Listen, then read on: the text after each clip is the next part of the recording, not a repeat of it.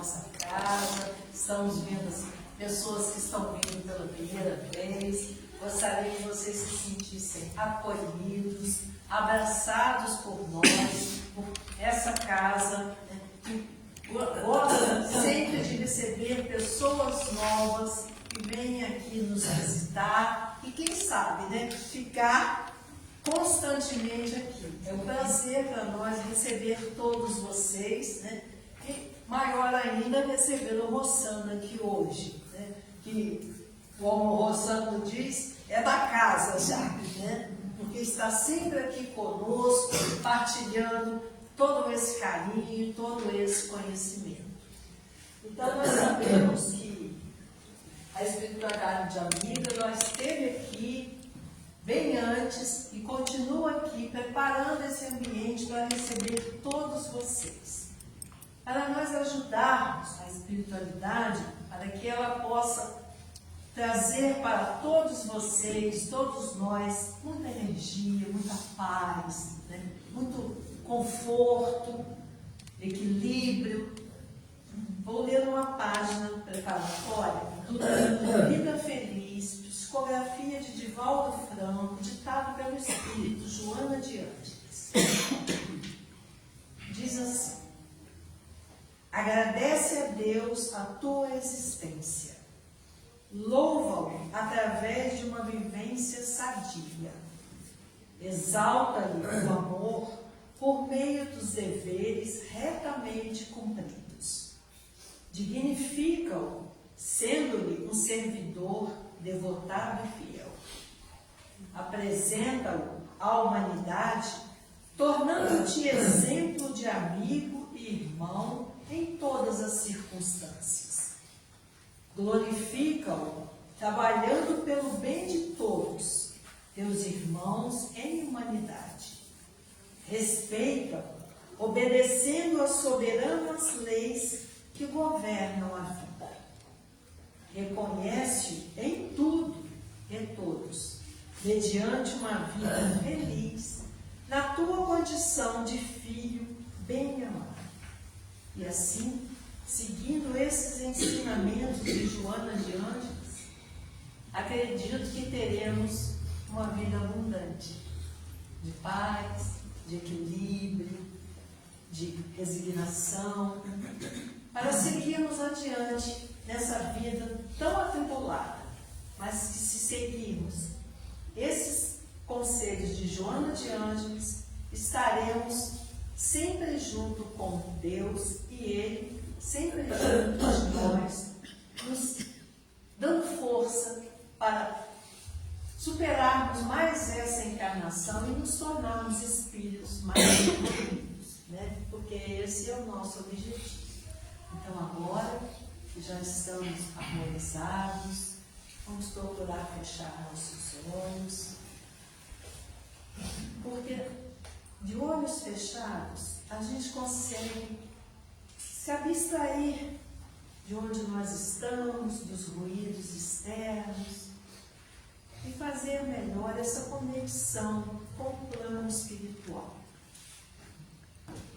Vamos pedir a Deus, nosso Pai, a Jesus, nosso Mestre, a Maria Santíssima, nossa Mãe Celestial, aos mentores e benfeitores dessa casa, que tragam para todos nós o que cada um veio aqui buscar: o conhecimento, o esclarecimento, o consolo, a renovação de nossas energias, a sabedoria necessária para seguirmos em frente, vencendo cada obstáculo, sem deixar que o desânimo tome conta de nós. Que nós possamos hoje aprender um pouco mais sobre o Evangelho de Jesus, através dos ensinamentos que nos serão trazidos pelo nosso irmão de doutrina, e que ele também seja bem intuído, para que deixe que suas palavras transbordem amor, conhecimento que todos nós aqui viemos buscar. E assim, na certeza de que sobre nós está descendo a luz divina que nos ampara, que nos ilumina, que nos protege, pedimos permissão para iniciarmos mais uma noite de reunião doutrinária em nossa casa de oração. Que assim seja, graças. E agora então chamamos o Rossano para abrilhantar mais ainda a nossa noite. Fique à vontade, Rossano.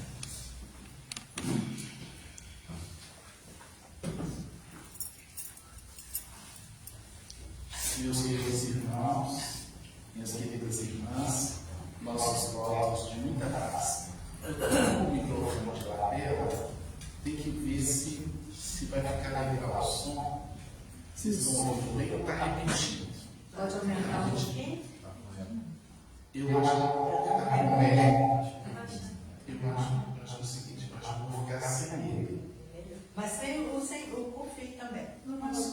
O colo pode ser? Eu fico com medo de ficar reverberando e atrapalhar o entendimento. Depois a gente testa em outro momento. Pode ser? Pode tirar aí, Rossano. Tira. Eu sou de casa mesmo, você viu?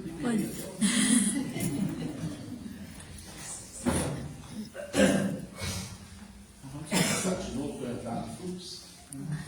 Queridos irmãos e irmãs, amigos e amigas, nossos votos de muita paz. Que Deus nos guarde e nos ampare nas reflexões da noite. Uma palestra de 1 hora assim é algo muito gostoso de se fazer, porque passa rápido. Mas a Kátia me liberou para falar até 11h15 da noite. Mas eu quero agradecer aqui o convite do meu querido irmão Valdeci. Ele nos contatou e a Kátia aprovou. E nós viemos. É difícil estar aqui e não citar algumas pessoas. E citar é difícil também, porque eu tenho parente aqui de todo lado. Do lado de minha mãe, do lado de meu pai, mas estão todos abraçados. Aqui é a família Ferreira e a família Trigo.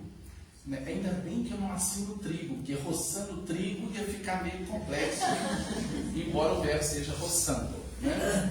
Mas muito bem. Eu estou lançando um novo livro, que é O Caminho Espiritual da Prosperidade. E preparei um roteirozinho de reflexão para levar às casas, para promover, né, entendimento sobre o assunto. Minha família também veio comigo, meu futuro genro, esposo, está todo mundo aqui e a gente, é muito bom isso. Bem, o livro apresentar para vocês é esse aqui, O Caminho Espiritual da Prosperidade, é o nosso 25º trabalho pela editora Chico Xavier de Belo Horizonte. A temática é vida abundante. Eu pensei no Evangelho de João, capítulo 10, versículo 10, a proposta de Jesus. Eu vim para que tenhais vida, e vida em abundância. Entendemos que o Cristo veio nos falar da vida em plenitude. Quando eu me tornei espírita há mais de 20 anos, eu ouvi muita coisa assim: a terra é um vale de lágrimas, a terra é um vale de resgate, é um lugar de sofrimento do nosso burilamento para podar as nossas arestas e para o nosso avanço intelecto-moral. Tudo bem. Mas nós estamos agora num período de transição. Estamos paulatinamente saindo do mundo de provas e expiações para o mundo de regeneração.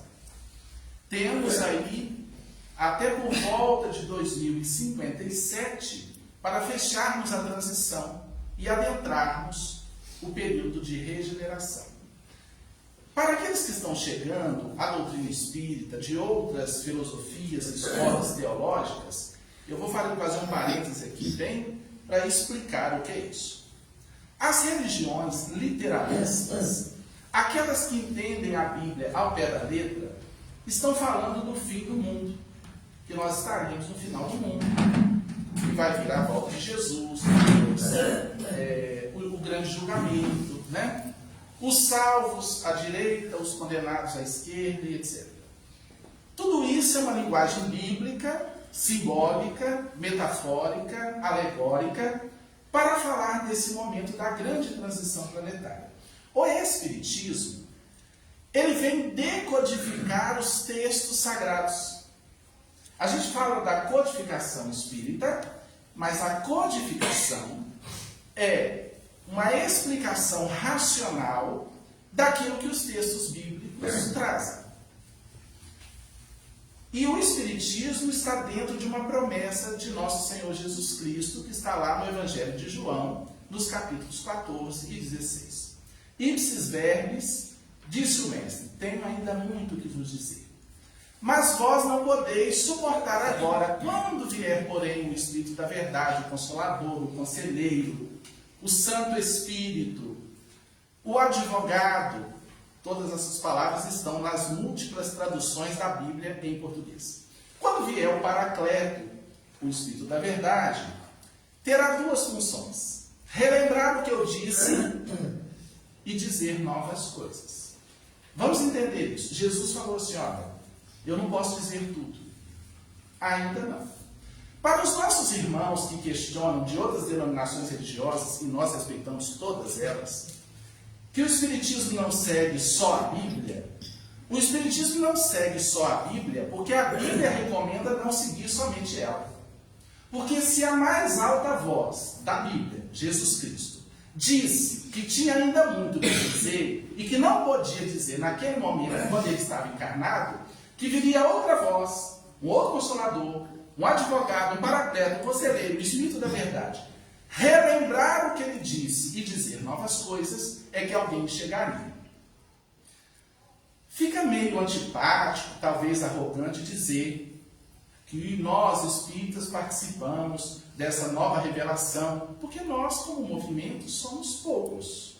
Mas é correto dizer que a manifestação dos espíritos, como escreveu Arthur Conan Doyle, o autor do Sherlock Holmes, no livro História do Espiritismo, que houve uma invasão organizada no século XIX, arrancando as criaturas humanas do materialismo. E o professor Hippolyte Léon Denis Arrivai foi convidado a codificar, a organizar, a sistematizar essa revelação, organizando ali o Livro dos Espíritos, o Livro dos Médiuns, o Evangelho segundo o Espiritismo, o Céu e o Inferno e a Gênese, e que ali estava iniciando a manifestação na Terra, ostensiva, direta, objetiva, cumprindo a promessa da vinda do Consolador. Então o Espiritismo, a revelação espírita, mais especificamente os espíritos superiores, constituem a vinda do Consolador. Não está tudo dito em Kardec. Depois veio Chico, veio Divaldo, Ivone do Amaral Pereira, e os espíritos estão aí soprando, falando, convidando a uma renovação interior. Atualizando, explicando, elucidando, complementando o ensino do Cristo. Repetindo, porque o Cristo disse que não podia dizer tudo e que alguém viria dizer novas coisas. Mas por que o Cristo não pôde há 2 milênios? Porque a gente não tinha maturidade para isso. E até hoje alguém ouve 15 minutos de Espiritismo e tem gente ainda que assusta. Mas é isso. Eu ouvi esses dias o filósofo Pondé contestando o Espiritismo. E ao ouvir o Pondé durante uns 8, 10 minutos, eu vi que ele não estudou o Espiritismo. É um filósofo importante da atualidade. Porque ele disse assim, eu até acredito que possam existir espíritos, mas eu não admito uma vida social organizada no mundo espiritual. E eu não entendo como que espírito a gente morre e continua com a memória, já que a memória está no cérebro. Quando ele falou isso, eu pensei, ele não estudou 10 minutos de Allan Kardec. Não é possível. Primeiro, nós vamos desencarnar e vamos para onde? Nós vamos ficar no espaço, flutuando, perdido por aí? Claro que a vida espiritual é organizada. Porque se a vida terrenal é organizada, como que a espiritual não será? Nós vamos viver onde? Num céu contemplativo eterno, contemplando os anjos tocando harpas paraguaias? Não. Nós vamos viver organizadamente. Para mim foi motivo de grande, incomparável felicidade quando eu aprendi no Espiritismo que o trabalho continua do lado de lá. Porque eu pensava assim, Tati, a gente estuda, trabalha, luta, para ir para o mundo espiritual, para o reino dos céus e ficar parado.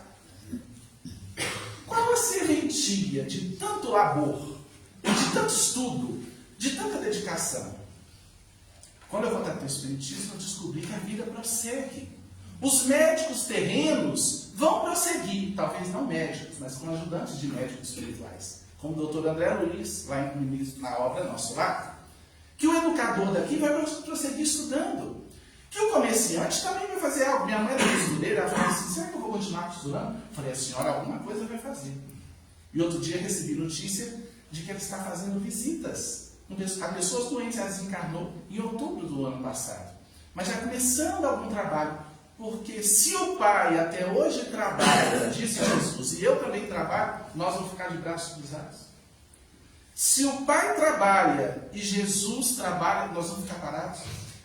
Então, poder não ter uma vida social do lado de lá, é claro que teremos.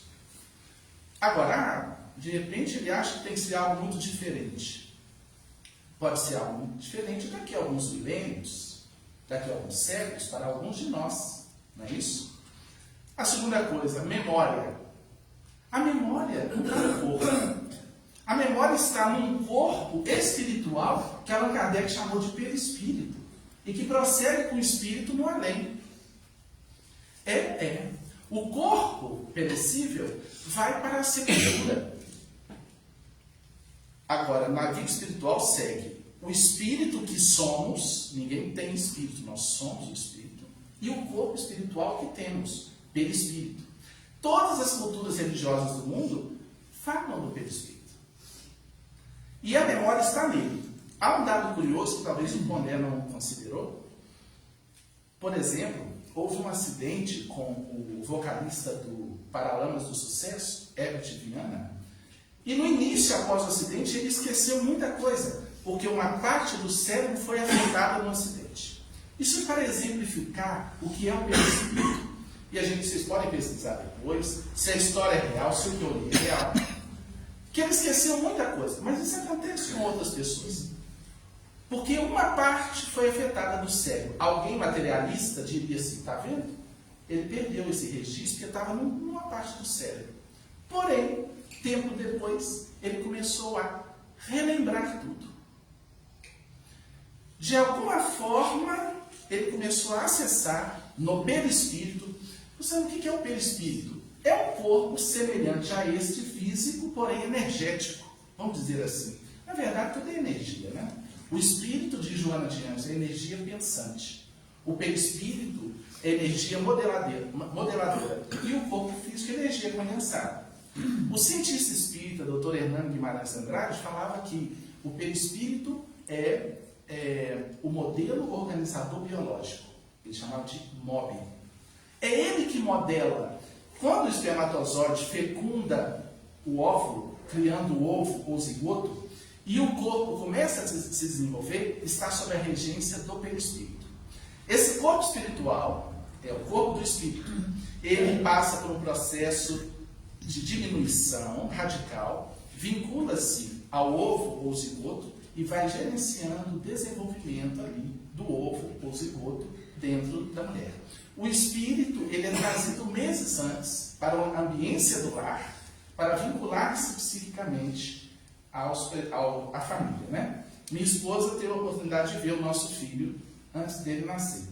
E eu, parece uma história assim, muito curiosa, mas é verdadeira, eu vi uma familiar, minha bisavó, dentro do quarto, e 2 meses depois nasceu, a minha esposa engravidou da nossa filha, e eu tenho quase certeza que é minha bisavó, uma espanhola, Dona Dolores.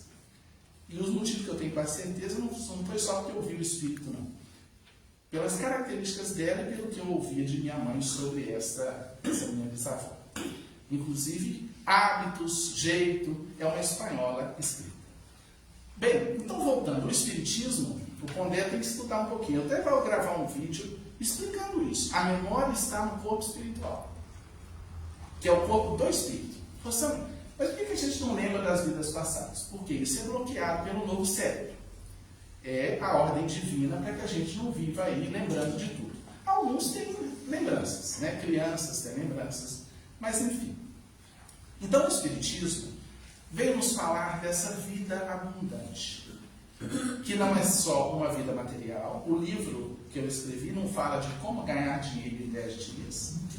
Ele é um livro que vem falar da vida abundante interior, que se desdobra no mundo de fora. Porque a primeira coisa que eu gostaria de conversar, além desse preâmbulo, é o seguinte. Eu sempre ouvi muita gente falando assim, que a vida material se opõe à vida espiritual. E aí, será que a gente só pode fazer o caminho espiritual abandonando a vida material? Será que todo ser iluminado, eu sei que alguns espíritas vão sacudir, né? Será que todo ser iluminado tem que viver na pobreza? Abandonar tudo que é matéria? O que vocês acham? Será que para ser iluminado espiritualmente, vamos falar na lata, não vamos teorizar romanticamente, né? Claro que há seres que abandonaram toda a materialidade, né? A gente vê São Francisco, que é um grande nome da cristandade nos séculos XII e XIII, deixando toda a riqueza e fazendo voto de pobreza.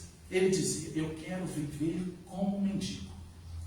E até o meu nome eu estou transferido. Não é mais Francesco Bernardone, é Francisco. A gente vê Madre Teresa de Calcutá vivendo no meio da pobreza, abandonando seres que a gente considera iluminados. A gente vê o nosso querido Francisco de Paula, Cândido Xavier, muita gente não sabe que tinha o de Paula, mas tinha o de Paula, também vivendo praticamente na pobreza. Todos os livros psicografados, que não eram dele, eram dos espíritos, doou tudo em cartório, todas as doações recebidas transferiu tudo. Particularmente, cada um fique muito à vontade para discordar, porque o Espiritismo é estudo, não é aceitação teológica cega, né? É para a gente refletir. Para mim, esses seres são divisores de água. Esses seres são exemplos de uma vitória do Espírito sobre a matéria, né? Agora, será que todo mundo vai viver como Chico Xavier, ou tem que viver exatamente aquele padrão? Chico não casou, Maria Teresa não casou, São Francisco não casou, a gente tem família, a gente luta no dia a dia. Será que o problema é a matéria? Bem, eu me recordo de uma palestra de Divaldo Franco, onde ele comenta assim, que ele estava em São Paulo, na casa de uma amiga muito rica, ele estava em palestra e foi fazer o evangelho no lar lá. E ele conta que foi fazer o evangelho, sentou-se, na hora que ele entrou assim, na entrada da casa, da mansão, uma região chamada Jardins, em São Paulo, onde só tem milionário, aí ele logo viu um piano. E ele gosta muito de filme, o Divaldo comentou com a dona da casa. A dona da casa me parece que era uma mulher, esposa de um árabe bilionário, que havia se convertido ao espiritismo, e o marido falou, olha, não importa você se tornar espírita não, desde que você esteja comigo, nos momentos próprios, vestida decentemente, para cumprir as tarefas, eu acho que o cara ficou com medo dela começar a largar tudo, né? Quando eu me tornei espírita, minha mãe falou assim, eu sempre fui pobre, continuo pobre, mas minha mãe falou assim, eu fico preocupado, meu filho, porque uma amiga minha se tornou espírita e passou a andar de chinelo, cabelo desgrenhado. Eu falei, não, pode ter virado bruxa, é outra coisa. Espírita não é nada disso. Inclusive a Bíblia diz assim, rasgai os vossos corações e não as vossas vestes. Humildade não é como você se veste, é se o seu coração está aberto à fraternidade. Então o Divaldo conta que olhou o piano e falou assim, mas esse piano lembra tanto o piano do filme E o Vento Levou. Aí a senhora muito espontaneamente falou assim, não, Divaldo, não lembra não, é o piano do filme. Ele foi a leilão em Nova York e eu fui com o Mustafa, sei lá o nome, e comprei. Aí o Divaldo que já travou, meu Deus. Logo na frente tinha umas bandejas no chão, umas coisas, casa de rico, tem uns negócios assim, né? Ele falou, eu vou passar longe 2 metros, e vai que o obsessor me empurra, e eu bato em cima dessas tigelas, quebro tudo, eu não tenho condição. E aí, dali a pouco, ele sentou-se. E ela falou, só estou esperando uma amiga que mora aqui no jardim, chega. A amiga era mais rica do que a outra. Chega dali a pouco a amiga com um anel de diamante no dedo. O Divaldo olhou, sentou-se para o evangelho e a senhora que havia chegado começou a rezar ou orar o Pai Nosso. E o Divaldo estava assim, Pai Nosso que está... olhando o anel de diamante. Perturbado com o anel. E nisso Joana de antes, a mentora, aproximou-se. E falou assim, meu filho, você está perturbado com o quê? Aí ele conversou psiquicamente, falou assim, irmão, como é que essa senhora chega com tanta fome no mundo, carregando, ostentando um anel de diamante? Aí Joana falou assim, você conhece a história do diamante? Não, então vou te contar. Não sei quantas dezenas de homens penetraram grutas e foram buscando durante mais de meses, até que alguém encontrou aquela gema preciosa. Ergueram um prédio, um edifício, para a pedra ser expostas. Especialistas foram chamados para lapidá-la, preparar a ganga, tudo direitinho. Mocinhas da periferia contratadas, treinadas para atender nesse edifício, onde o diamante seria exposto e vendido. Você já pensou, meu filho, se ninguém comprasse o diamante? Você já pensou quantas pessoas foram beneficiadas nisso? E outra coisa, meu filho, ela não está possuída pela joia que possui. Ela está com o original no dedo. Enquanto tem pessoas que compram, guardam aquela, põe uma cópia só para ostentar que tem, mas tem medo de perder. Acabou o evangelho. A senhora vestiu uma roupa mais modesta e subiu a ladeira para ficar paz em gente doente na favela.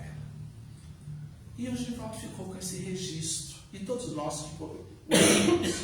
E o Divaldo conta que chegou em Nova York para um ciclo de palestras. E um carregador de mala carregou a mala e no final ele foi dar uma gorjeta. E o carregador de mala pegou a gorjeta e falou assim, miséria. E jogou no chão. Então nós temos aqui dois parâmetros, né? Um que não tem posses, tão orgulhoso. E uma que tinha, mas não era possuída pela posse que estava carregando. O problema, mas Jesus falou que é mais fácil passar o camelo no fundo de uma agulha do que um rico se salvar. Sim. Sabe qual a riqueza que não nos deixa penetrar o reino dos céus? Não é a matéria. É a riqueza de ego, é a riqueza de orgulho, é a riqueza de apego. Ah, você não perdoa uma pessoa. Você acha que vai entrar no reino dos céus? Primeiro que o reino dos céus não é um lugar. Lucas 17, capítulo 17, versículos 20 e 21. Indagará ao mestre, como virá o reino de Deus? E Jesus falou, o reino de Deus não virá em forma visível. Ninguém dirá ele aqui, ali ou acolá, porque o reino de Deus está dentro de vós.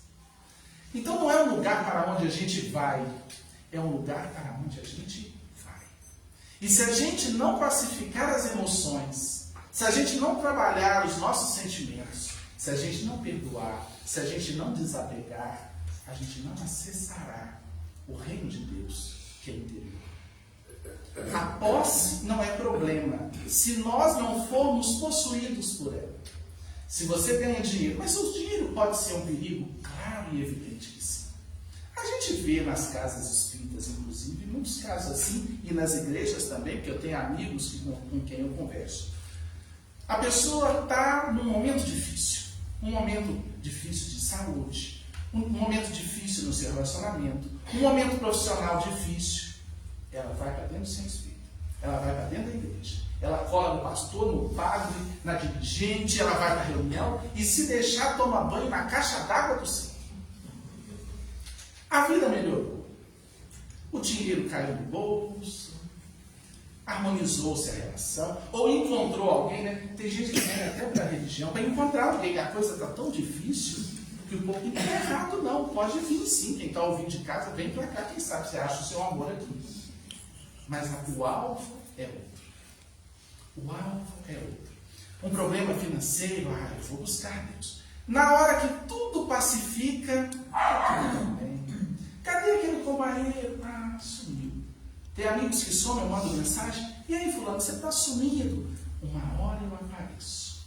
6 horas para mim. Os irmãos evangélicos até fizeram um forrozinho com essa história, né? 6 horas para mim, 6 horas para mim. Então, a galera dos 6 horas, né? Das 6 horas. Você chama, vamos ao centro, tem uma palestra, vem um cara lá de Espera Feliz, de tom, né? 6 horas para mim. Mas na hora que a irmã Dor chega aqui, o primeiro ano, eu vejo na nossa casa lá, eu coordeno a reunião há mais de 20 anos. A pessoa está doente, gravemente doente, ela chega antes de mim. A reunião começa às 7h30, eu chego às 7 horas. Já tem gente esperando. E muita gente depois some. Nós, trabalhadores, temos nada disso. Temos que acolher todo mundo, quer vir uma vez, vem, não quer voltar mais, não tem problema. Porque o Espiritismo não precisa de nós. Nós precisamos dele. Você vê se quiser. Estamos apenas dizendo que a gente vive a síndrome do filho pródigo. Está tudo bem, eu caio muito. Exceto os espíritos mais amadurecidos que sabem que não é caminho. Mas a coisa melhorou, a gente só, uma hora eu vou lá. A coisa, então o dinheiro, as facilidades ainda são desafios reais para a evolução do espírito. Mas observemos, não é o problema o dinheiro. O problema é a gente diante do dinheiro. Então o problema do dinheiro é o apego. É você não ser capaz de desapegar do seu corpo, de lidar com o envelhecimento. Por que a gente envelhece? Já analisaram? Por que a gente perde um pouco as formas? Não precisa perder a elegância? Quando eu vejo esses companheiros mais experientes, tão elegantes, que maravilha, isso é lindo. Mas, de certa forma, a gente luta com o desafio das formas. Porque o corpo é perecível. É para nós buscarmos o reino de Deus. É para nós buscarmos as essências. E quando se tem muito dinheiro, se tem muita matéria, até a beleza. Quanta gente iludida na prova da beleza. O corpo muito bonito, recebeu na reencarnação um corpo que chama atenção. Espiritualidade, não. Tenho cuidado do meu corpite. Eu acho interessante, eu parabenizo o pessoal que frequenta as academias de corpos. Mas eu acho muito curioso. Eu fui fazer uma palestra em Carangola, e quando eu estava chegando, eu falei com a Cíntia, minha esposa, assim, o centro hoje está cheio, olha o tanto de carro. Mas que legal. Aí quando nós paramos o carro, eu olhei à direita, uma academia. Aquilo estava pipocando. Entramos no centro, tinha um grupinho lá, foi muito bom. E eu pensei assim, a gente dedica 1 hora e meia ao corpo perecível que vai para a sepultura todo dia. Mas a gente tem dificuldade de dedicar 1 hora à reunião espírita, à missa, ao culto, para o espírito que é eterno.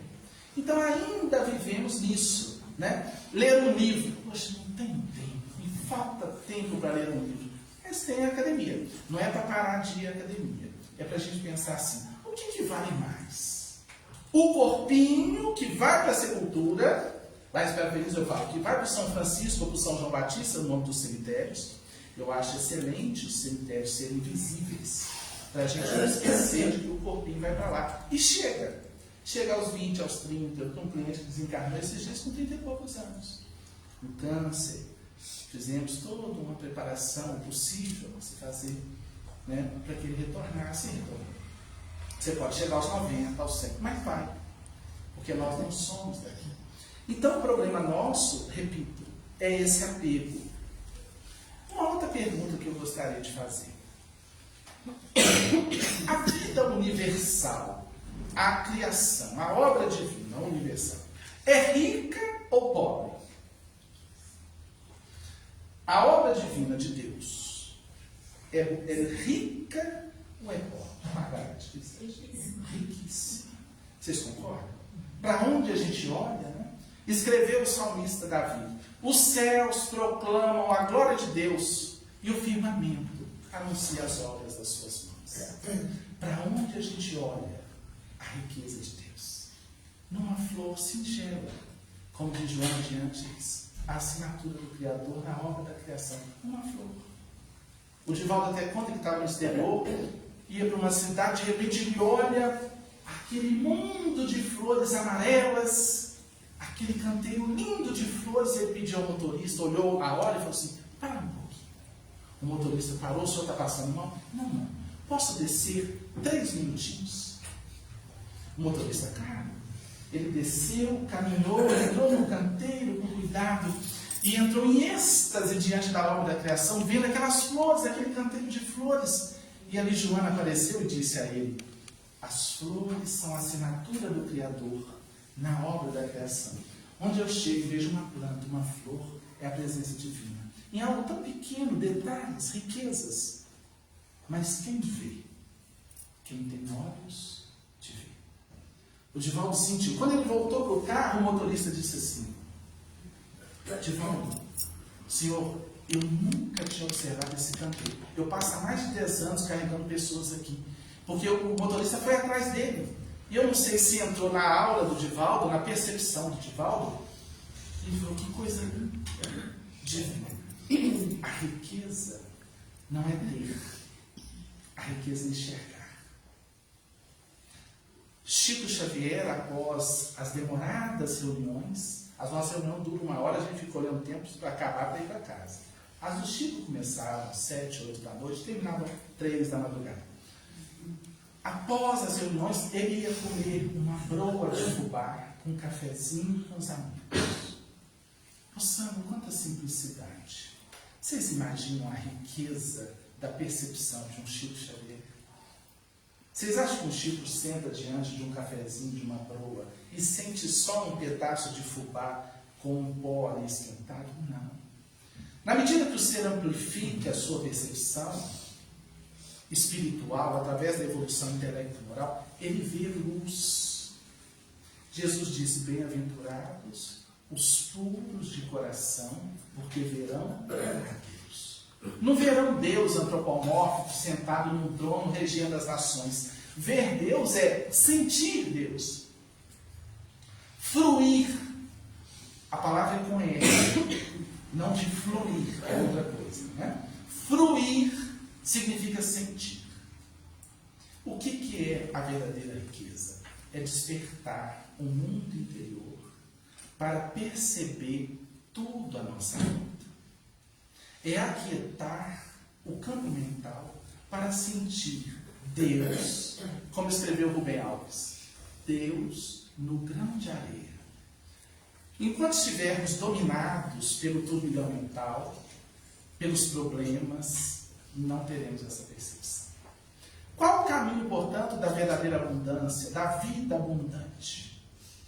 A parte material é só a reverberação no mundo de fora da riqueza interior. É só a manifestação do seu mundo interior. Mas como é que eu acesso, então, a verdadeira abundância? O psicólogo americano, Dr. Daniel Goleman, no seu livro best-seller, Inteligência Emocional, ele fala que existe uma chave.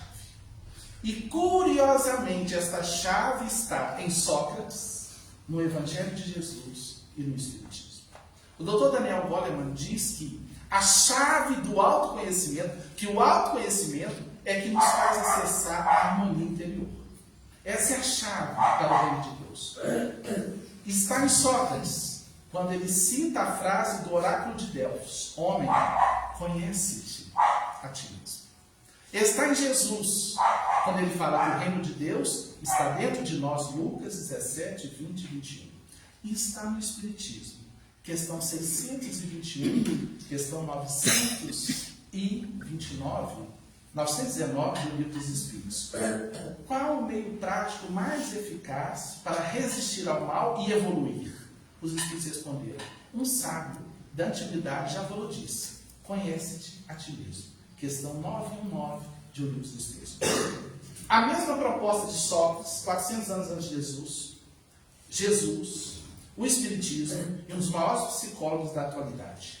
O reino de Deus, o reino da abundância, o reino da prosperidade, o reino da plenitude, o reino da felicidade, da expansividade, da completude. Conhece-te a ti mesmo. Na hora que a gente começa a realizar esse mergulho, percebendo os pensamentos que nos dominam, os condicionamentos que nos arrastam, descobrindo o que de fato a gente é, aqui está uma chave. Há muita gente perdida em sofrimento na Terra. O apego à própria personalidade. Não é a matéria transitória que perde o espírito. O budismo já fala muito que o apego à personalidade. Alguém me tratou mal, eu queimo com aquela pessoa e nunca mais eu vou lá. Cheguei numa igreja, numa casa espírita, não fui tão bem recebido, achei um palestrante antipático, eu estou queimado e não volto. Porque eu dou muita importância à minha persona. Quando a gente descobre que a gente é espírito imortal, que todas essas personas são transitórias, que a gente está aqui, mas a gente é apenas o quê? Aprendiz. O que a gente é aqui? Quando alguém me trata mal, eu estou nesse treinamento, é o problema da pessoa. Joana não fala, o mal que me faz mal não é o mal que me fazem, é o mal que eu faço. O nosso sofrimento está na interpretação que damos às experiências. A gente não percebe que circunstâncias de vida não são vida. Eu não tenho vida, eu sou vida, eu tenho experiências, circunstâncias. Algo me acontece ao corpo físico, à minha vida financeira e tal, tudo é transitório, é momentâneo. Claro que tem coisas difíceis. Não vamos dizer que todo mundo está feliz e todo mundo... Não, nós estamos escolhendo hoje semeaduras do pretérito, inconteste. Mas muito sofrimento está com essa inconsciência. Que possamos voltar para os nossos lares, pensando firmemente, eu sou espírito, apenas espírito, apenas filho e filha de Deus. Eu não sou proprietário de nada, eu não tenho posse sobre pessoas, sobre títulos, sobre cargos.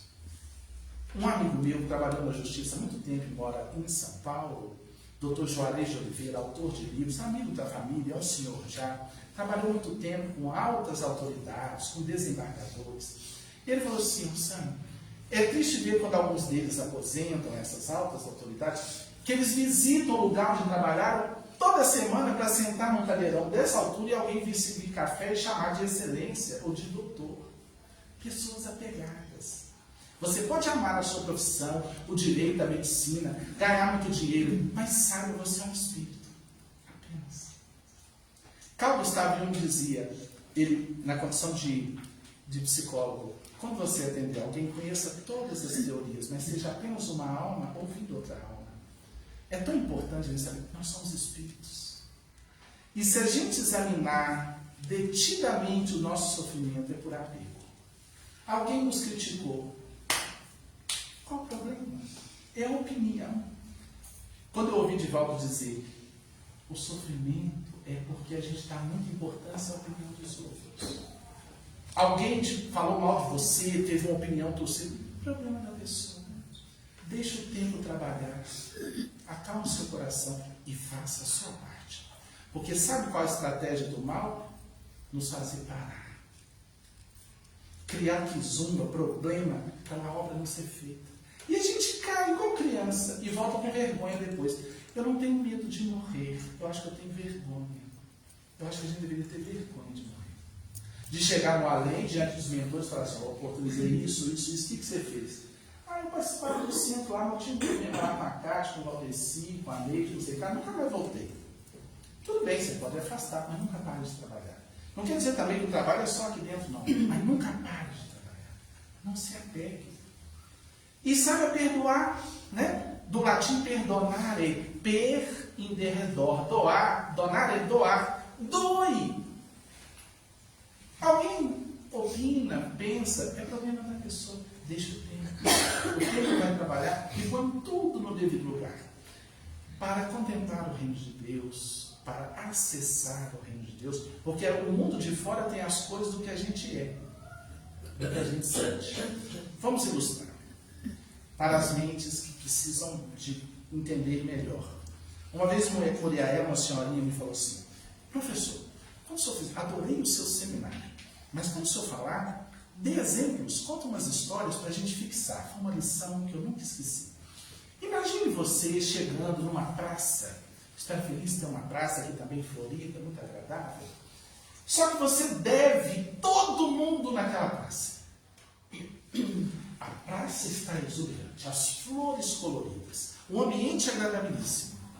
Você olha a lojinha do seu João, olha a padaria da dona Maria, você deve todo mundo enrolado, complicado. e você vai passar pela praça. Você vai sentir a praça. Você vai ver as flores. Você vai sentir a vibração daquele... Não, você vai estar encastalhado na sua mente. Nossa, nossa, Beltrano e tal. Você perdeu o reino de Deus. Você não acessou. Aquilo não acessou o reino de Deus em você. Porque você estava aqui. Então, qual o caminho para o reino de Deus? A vivência da lei de amor, justiça e caridade. Enquanto a gente não se resolver com a vida, aos poucos, porque ninguém vai se santificar do dia para a noite, mas resolver para a vida, como é que a gente vai ter paz? Quando eu era criança, eu me recordo que eu fazia um tratamento dentário, e eu muito pequeno, e às vezes minha mãe ocupada me mandava para a dentista. A dentista era espírita. E eu me recordo que às vezes eu chegava lá, ela pegava o cartãozinho, marcava que eu tinha sido atendido e me mandava para casa. E eu chegava, a mãe olhava, mas ela não te atendeu? Não, ela falou que hoje não podia. Mas ali estava marcado. Tinha um cartãozinho, eu não lembro de quê, se era um piscinho, o que é. Menino pobre, era menino novo. Como é que se tem paz assim? Depois que eu me tornei espírita, eu encontrei a figura mais imperfeita, igual a gente é imperfeito, né? Está no esforço dela, como eu estou no meu esforço. Mas não acessa. Enquanto a gente não for se harmonizando com a verdade, com o bem, com a bondade, a gente vai ter um mundo aos nossos pés. Então, o caminho para a verdadeira abundância interior, para ela se manifestar no mundo de fora, é o que no Espiritismo a gente chama de reforma íntima. A reforma íntima. Você sabe o que é a reforma íntima? Está lá, na carta máxima do Evangelho. Bem-aventurados os puros de coração, porque verão a Deus. Pureza de coração. Enquanto houver mácula, a gente terá percepção limitada do reino de Deus. Bem-aventurados os humildes, ou os pobres de espírito. Humildade, humus, aprender com todo mundo. Tem gente que tem um ego. Como é que eu vou ouvir quando Jesus apareceu, né? Os homens importantes da época, por exemplo, de onde ele vem? De Nazaré. O que pode vir de bom de Nazaré? Não havia humildade. Como é que alguém vai ouvir de um homem que veio de Nazaré? Eles não sabiam que Jesus não vinha de Nazaré. Que Jesus é o Rei Solar. É o governador do planeta. Há 4,6 bilhões de anos, ele fez isso aqui. Quer humildade maior? A gente pensa muito na crucificação. Vocês já pensaram descer dos altos planos da vida e vestir uma roupagem carnal para lidar com gente do nosso tipo, que a gente ainda está longe de ser bonzinho? Onde nós colocamos o mestre? Na cruz. E o golpe total, o golpe de misericórdia no ego, quando nós o cravamos na cruz, no madeiro infame, ele disse: Pai, perdoa-lhes, eles não sabem o que fazem. Ali foi a vitória. Muita gente pensa assim: para que Jesus precisava ser crucificado? Né? Bastava ensinar, aí a vitória é máxima. Que alguém pisa no meu pé, eu fico chateado, eu queimo. Eu passo a não tratar bem. Nós o crucificamos. Vocês têm uma noção do que é isso? Né? Uma crucificação? É algo, né? Mas não foi só aquilo, quanta coisa ele passou. Bem-aventurados os mansos, porque herdarão a terra. A terra do terceiro milênio, como eu disse, para a gente entender que a terra está transitando de provas e expiações para a regeneração. Kardec fala de 5 categorias: mundos primitivos, mundos de provas e expiações, mundos de regeneração ou regeneradores, mundos felizes ou ditosos, mundos celestes ou divinos. Nós estamos transitando de provas e expiações, segunda categoria, para mundos. Eu não gosto muito da expressão regeneração. Kardec usa uma segunda expressão, regeneradores. É um mundo regenerador. Nós ainda seguiremos em regeneração. Então, o que as religiões chamam de fim de mundo, o Espiritismo fala de final de ciclo. E para ficar na Terra, nessa nova etapa, na civilização do terceiro milênio, nós teremos que amansar. Bem-aventurados os mansos, porque herdarão a terra. A galera muito brava, a galera que briga muito, a galera violenta, não vai ficar. Então, é para a gente estar pensando. Mas a violência tem vários níveis, não só a violência física, a violência psicológica. Né? Às vezes você tem um funcionário e trata mal o pobre coitado, porque ninguém está vendo, é filho de ninguém, e papapá, papapá. Deus está vendo. A lei divina dentro de nós está vendo. E eu vou dizer uma coisa para vocês. Tem muito tipo de pecado. Agora, pisar em quem está numa condição desfavorável, nós estamos complicadinhos. É igual maltratar animais. Você pode se alimentar deles. Não fere a lei divina segundo os Espíritos, se você quiser. Agora, você pegar, como eu já presenciei, amarrar a bombinha no rabo de um gato e soltar para o gato correr quilômetros com aquilo estourando, não brinca não. É coisa séria. Como eu já vi uma cadelinha acercar-se. Gente, evangelho é vida real, prática cotidiana, não é teorizar, né? O evangelho é quando a gente sai por essa porta e tem que lidar com um cão, com alguém que riscou o nosso carro, com um vizinho problemático, que a gente também é problemático. Isso é evangelho, né? Não é viajar na maionese, falar romanticamente e tal. É o dia a dia. É prática, né? O conhecimento, ele desperta. A vivência liberta. Né? Quando Jesus fala do conhecimento, conhecereis a verdade vos libertará, mas não é só saber. Um médico sabe que fumar faz mal, mas se ele fuma, não está resolvendo. É praticar. Né? Eu já vi uma cadelinha tentar entrar num açougue, ela estava grávida, era uma bacezinha. O dono do açougue, eu trabalhava num barzinho que meu pai tinha em frente a esse açougue. Ele saiu do açougue, ele deu um chute na cadelinha, que ela pipocou no asfalto, em frente da rua, em frente. Eu olhei aquilo, eu era moleque, mas aquilo me deu uma revolta. Eu falei, meu Deus, você pode espantar, você pode até jogar uma bombinha para lá para ela assustar, sei lá, mas você agride. Então, não pisemos em ninguém que esteja em condição desfavorável. Um funcionário, alguém que você deveria cuidar. Os Espíritos dizem que a gente deveria lidar com os animais como os anjos lidam conosco. Nós somos tutelados por seres iluminados, cuidando de nós. Mas a gente é muito, né? A gente acha que é dono do mundo. O planeta está passando um perrengue aí. E vou dizer uma coisa, nós vamos passar problemas maiores. Nós não chegamos no fundo do poço. Sabe? As religiões literalistas que falam do fim do mundo, do apocalipse, do Armagedon, tudo isso é real. O Espiritismo apenas explica como é real. Os Espíritos disseram a Kardec, é necessário, muitas vezes, que o mal chegue ao excesso para que se verifique a necessidade do bem e das reformas. Tá aí, a natureza sacudindo a humanidade. A gente se achava dono disso, as consequências. Então, meus queridos, para ir caminhando, para a gente fechar, né? O reino de Deus, a abundância, a vida abundante, é um estado de satisfação, é um estado de plenitude. E enquanto a gente não limpar a vidraça da mente, e aí tem várias ferramentas para isso. A principal, eu citei, é a reforma íntima, né? É o trabalho continuado. Como diz Santo Agostinho na questão 919, no final do dia, examinar como eu fui hoje.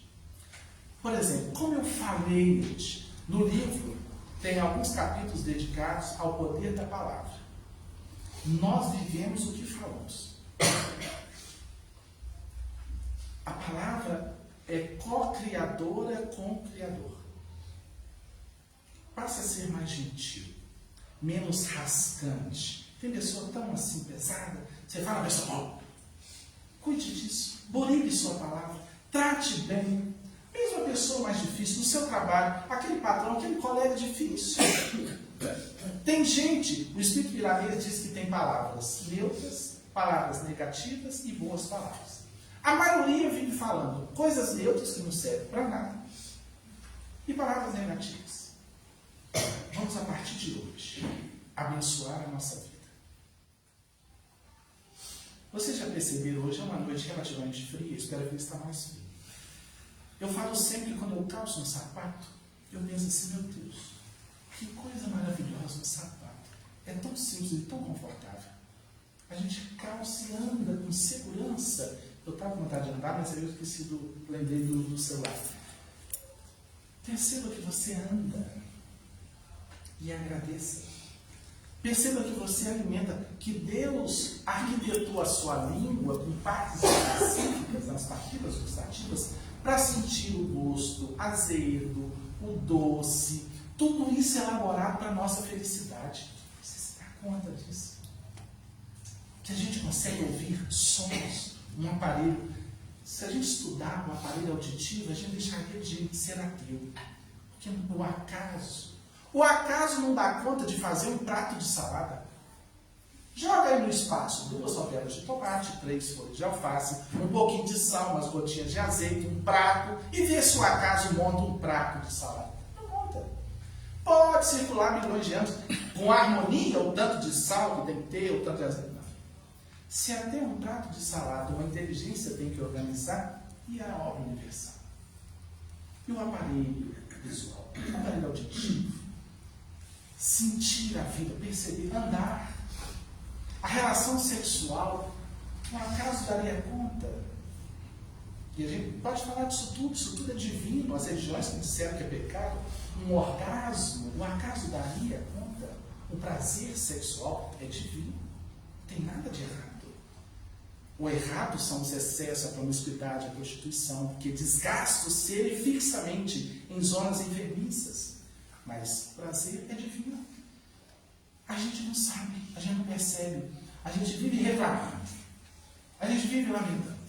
Eu sento sempre com os meus filhos, às vezes eu os vejo reclamando um pouquinho, eu falo, atenção, você está debaixo de um teto, não te falta comida, vamos agradecer, vamos perceber.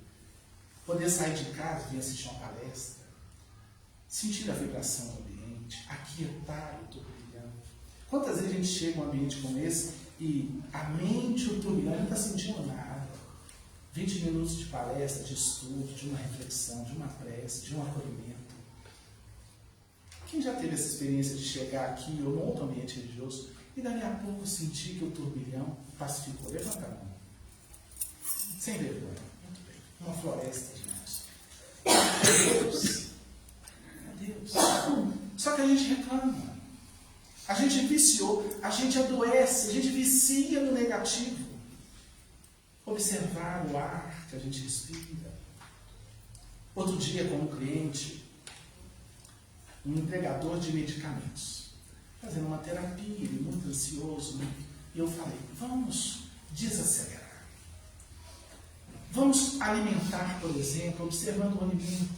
Uma das ferramentas para o reino de Deus é a meditação, para acalmar a cachorra. 10 minutinhos por dia. Entra no YouTube lá, pesquisa assim, 15 minutos de meditação com Rossano Sobrinho. Ouve 10 minutos. 10. Você vai perceber que a mente vai desacelerar. E na hora da alimentação, o que é meditar? Estar no agora. Está se alimentando? Se alimente. A gente alimenta, futuca no celular, conversa, a gente perde ali o momento. Está tomando um banho? Toma um banho. E o entregador de medicamento, eu fiz esse trabalho com ele, e ele chegou na semana seguinte e falou assim, Rossano, aconteceu um negócio engraçado. Eu falei, você vai desligar o celular meia hora. Vamos fazer uma pesquisa aqui. Quem trabalha fora e tem menos de meia hora para almoçar, alguém está nessa situação? Entende isso? A gente tem que ter pelo menos 40 minutos. Mas vai desligar. E eu falei, você vai sentar, deixar o celular quietinho, não ficar em frente à televisão. Você vai dialogar com os alimentos. Dialogar, estar ali, mastigar, tomar o seu suco, se você toma um suco. Aí ele me narrou algo curioso. Dizer que acabou de almoçar, no treinamento, né, terapêutico, com a esposa, e a esposa percebeu que você está diferente hoje. Estou em treinamento. Aí ele acabou de almoçar, ele pegou um copo de suco levantou e falou que tomava o suco já andando para a cozinha para deixar o copo para... Aí ele sorveu o suco. Falou, nossa, que coisa divina aquele suco. Pela primeira vez eu senti o suco. E aí quando ele terminou, ele estava tendo aquele momento, né? Porque é prazer também, né? Aí quando ele abriu os olhos, quase ele ali, a esposa estava olhando para ele assim. Você está pensando? Eu não estou pensando. Eu estou sorvendo o suco.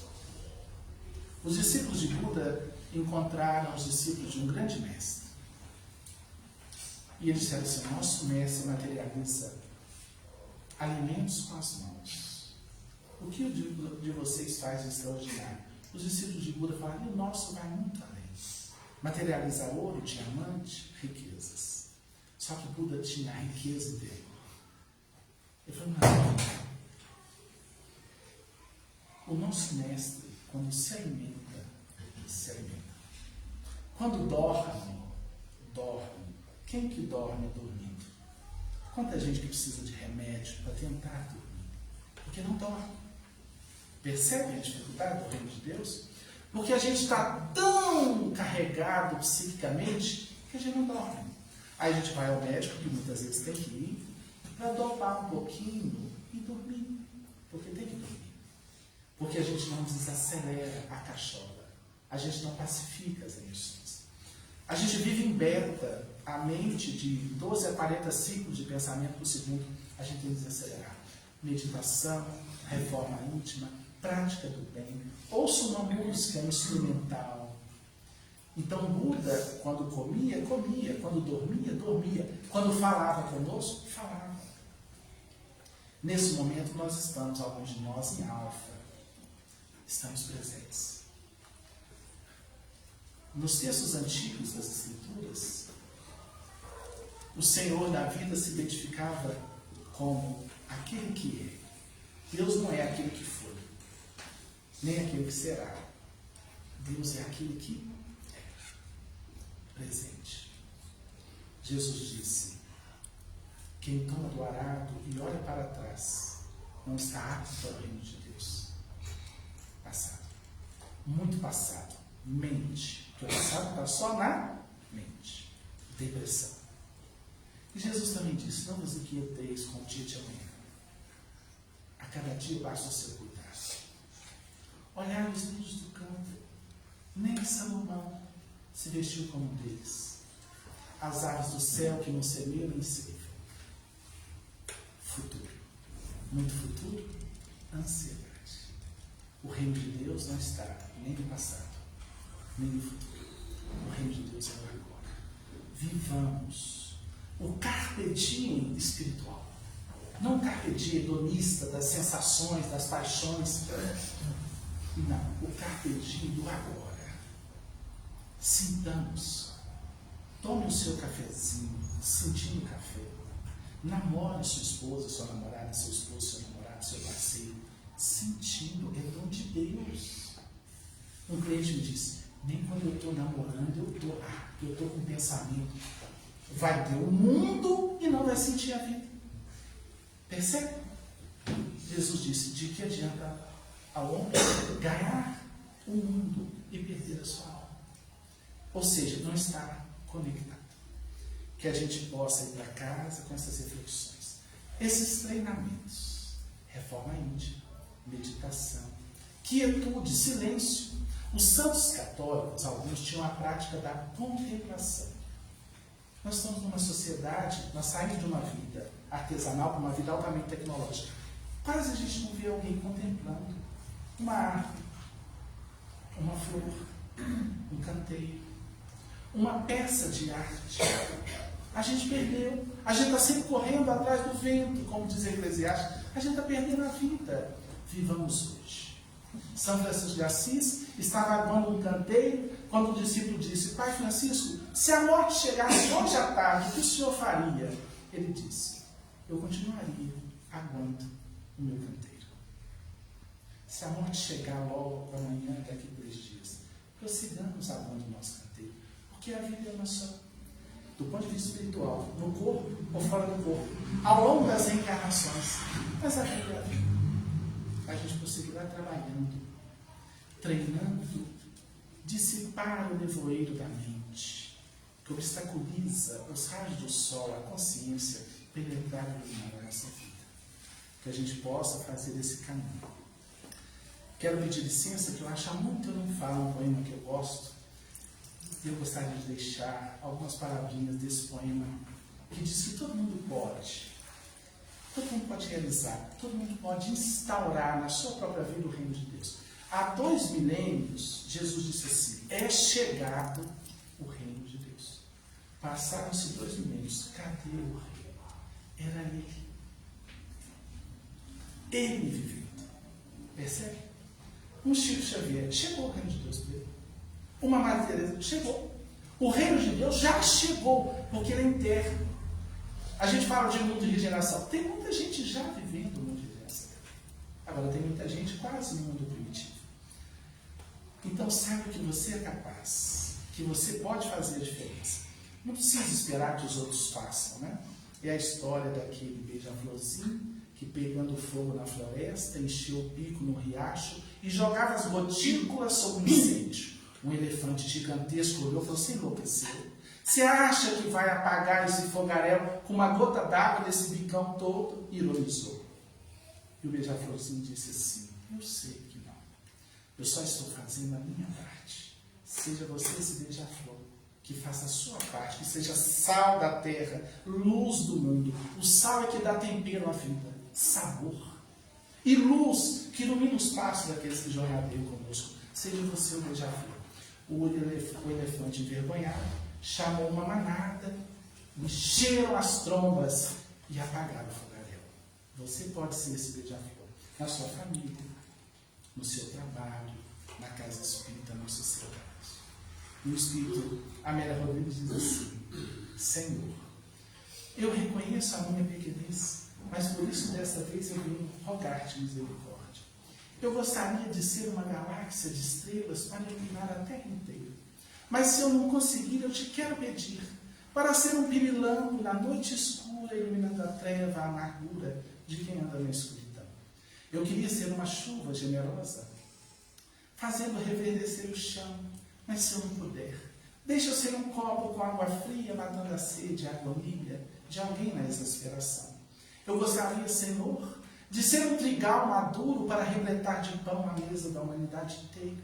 Mas se não der, deixa eu ser um grão que, caindo ao chão, me multiplique no milhão e enriqueça a humanidade com a bênção do pão.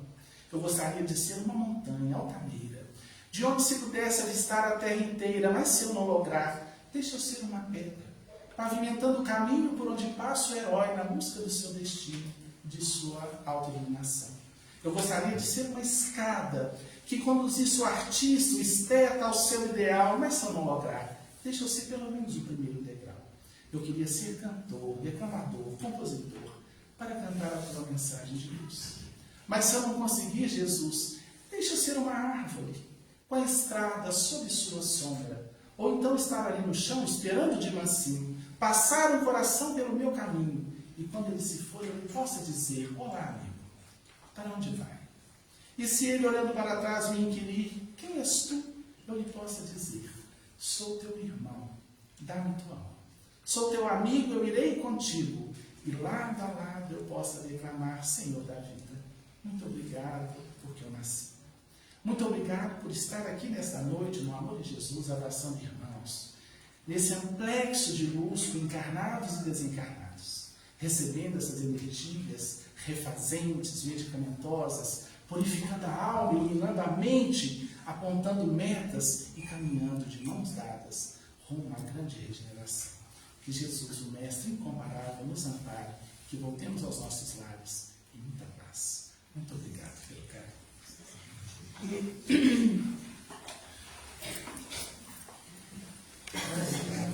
Agradecer a oportunidade, tá? E aí eu pergunto a vocês: quem somos nós?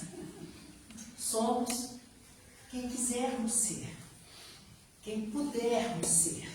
Mas o importante é sermos alguém que faz o bem, que olha para o outro com mais amor, com mais carinho, com mais fraternidade. E aí eu pergunto a vocês já olharam para o céu hoje? Está com uma lua maravilhosa lá fora. Então que a gente saia daqui renovado, que a gente saia daqui empolgado para ser alguém melhor do que fomos até agora. Uma pessoa mais amiga, mais fraterna, mais solidária, uma pessoa que pensa no bem e que tem Jesus no coração. Então, agradeço a todos vocês que vieram aqui hoje. Vamos fazer então a nossa oração. Neste momento.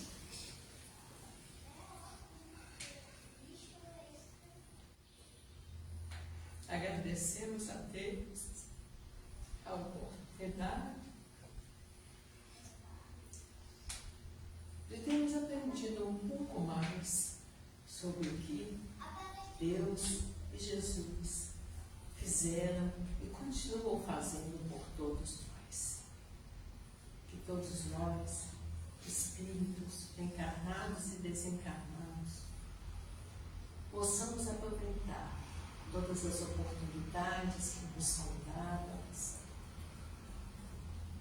para nos tornarmos seres melhores, mais completos, porque somos filhos de Deus.